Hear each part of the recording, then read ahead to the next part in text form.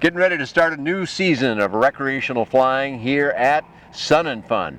I'm Dan Johnson. I'm talking with Bryan Melborn in front of a very storied airplane. And when I say that, I mean this is an airplane that countless, I think countless is a fair term, countless people have seen fly over and over and over with a man named Dick Rahill. Correct. Bryan, tell me a little history about this particular airplane.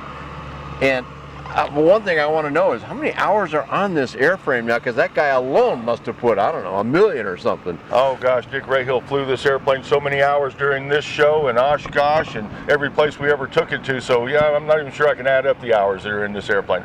But it's got about 2,600 hours on it. 2,600 hours on this particular airframe. On this airframe. It's still looking really good. Yeah, it's been through several engines, and you know, we just keep bringing it around, and still an original paint. It's been just flying for years and years and years. So it's you know, it's a great airplane, and Dick Rahill's an awesome pilot. There are people that will say these airplanes can't last this long. They're built too lightly, whatever they say. Well, clearly that's not an accurate statement. Now, Dick was a good pilot. Yes. He didn't whack it into the ground, but no airplane holds up very well if you hit the ground with it hard enough. That's correct. So if you can fly it reasonably well, there's no reason why somebody else couldn't get that many hours on one of these airframes, right? That's exactly right. I have these airplanes come through my shop all the time, well over 30 years old.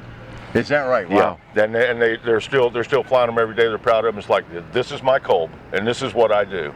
You know, I mean, this a family. They love their airplanes. Well, and this was a family business, and still is again now. But it started with old Homer Kolb, who designed these airplanes. There may be people that don't remember his name anymore, which is a shame. But he was around and a patriarch of this community for many years. He didn't call this what it's currently called. This is the Firestar today. Correct. And there's a couple of variations on Firestar. One that has extra seating capacity. But let's go back in time a little bit, Bryan. What did this start out as when Homer first created it? This plane started out as an Ultrastar. Ultrastar. When the Ultrastar came out, the boom was on the top, and it came through the center of the wing, and the engine was down low, and the prop was just right down at ground level. And sort of a weed whacker approach. Got it. Yeah, exactly. So that's where it started from, and then after about 15 years of that, and about 2,000 aircraft. 2,000 of them as Ultrastar. Yeah, absolutely. All right, that was already quite a successful story. Big, successful airplane, very, very, very comfortable to fly. Great little airplane. Years ago, can barely remember it. That was when it also had like a minimal amount of steel coming out in front of you. No nose pod. Looked like the pilot's feet were the first thing out there. You actually sat in it about like this, with the feet down low. Yep, so there were people that kind of looked at that and went, wow, that is a really minimal airplane. And it was in its day. It was about as little as you could have and still be an airplane. Yep. But it's changed a lot.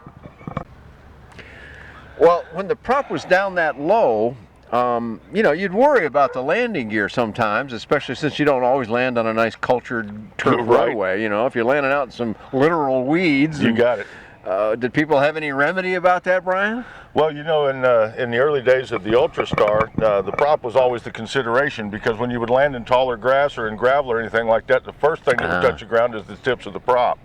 Which is not good for props. Never good. So it was a constant replacement item. So over the years, people started lifting the aircraft up and putting taller landing gear on them, trying to get that prop further and further off the ground. Longer landing gear legs. Yeah, longer landing gear legs, which made them kind of fragile. You know, so then you start having landing gear problems. So the cure for that was to evolve into the upper engine prop over the top, boom on the bottom, and now you can put this plane almost anywhere. So the Ultrastar transitioned to what?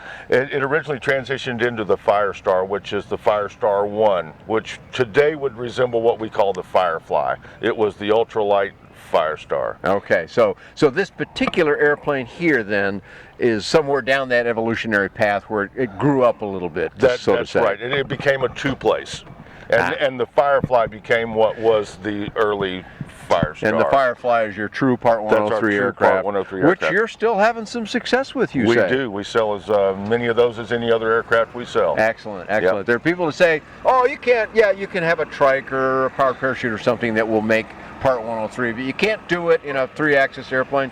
We've been saying that's nonsense for years, but your company's proof of that. We absolutely can. You can pull it through no problem. As a matter of fact, we can get it all the way up to 50 horsepower and still fall into ultralight legal range. Wow, so there you go. And that means you can fully build it, and they can fly it away, and no pilot's license, no registration numbers, no medical, forget all that stuff. That's right. Go have some fun in your Kolb. That's exactly right. Which is a sweet flying airplane. I've had the pleasure to fly many of the Kolb, most of the Kolb airplanes over the years.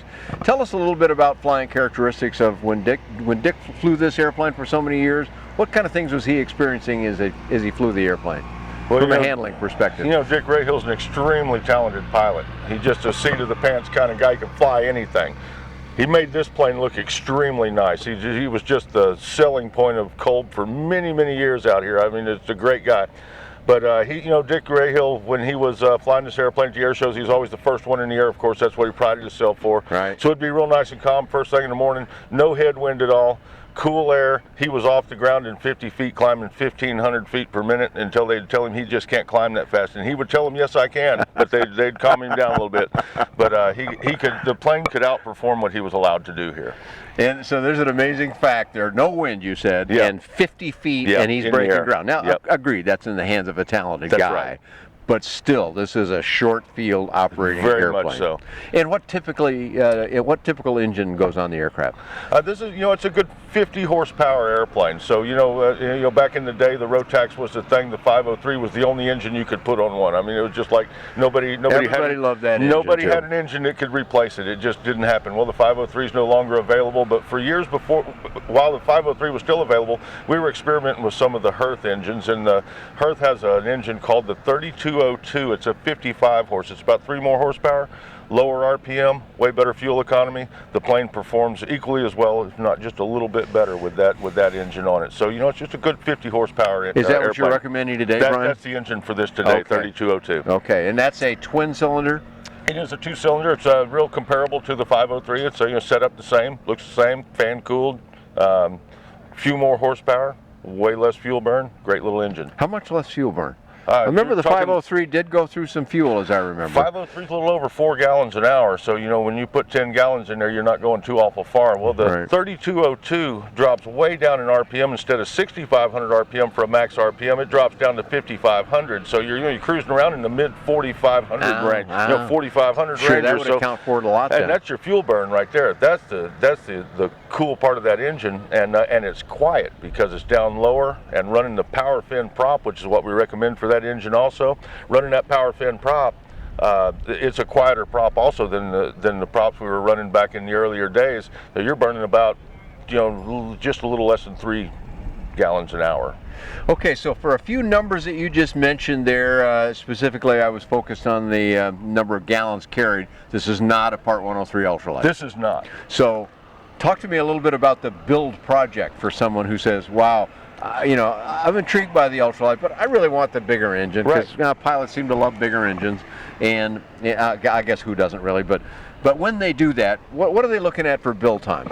You know, this is just straight from the kit. The Fire Star is about a 300-hour project. It's a pretty good build, you know, for a guy who needs to have some experience, know what he's doing, work with metal. Everything comes from the factory, completely pre-welded. We usually almost 95% of the time powder coat everything. Some people request not because they want to modify a few items, and that's what experimental's all about. I'm okay with that.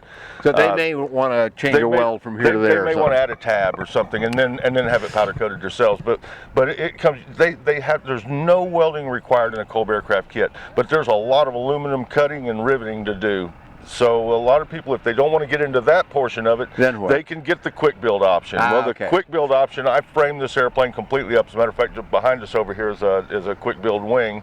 Looking over Brian's shoulder there at a wing that's partially assembled. We'll have some views of that. Yep. And so if I do a quick build for them, they end up with all of the parts of the airplane completely built. The lift struts are built. The plane's rigged. The incidence is set on the wings. The dihedral set. All the stuff that gives people kind of the willies of doing it themselves if they don't have experience. You're absolutely at that point. You're ready for fabric covering, engine installation, and instruments. It's a quick, easy process from the quick build, so you're the cover, paint, and engine installation guy. Well, Bryan, that's a lot of good information that we've gathered here today. And where can people who say, geez, that really intrigued me, I want to learn more, where do we send them on the web to find out more about you? We have a Facebook page. It's awesome. It's really growing. There's a lot of people on our Facebook page. You can find that no problem. And then our website, of course, is an amazing place to get just to play around in. We have a great web designer, and that's kolbaircraft.com, KOLB aircraft.com. And the phone number for our factory is 606-862-9692. Very good, Bryan. We can find more about Kolb's. I've done pilot reports and reviews. There's a lot of that information and all kinds of affordable aviation available on BuyDanJohnson.com. Thanks very much for joining Bryan Melborn and myself here at Sun and Fun. Thank you, Dan.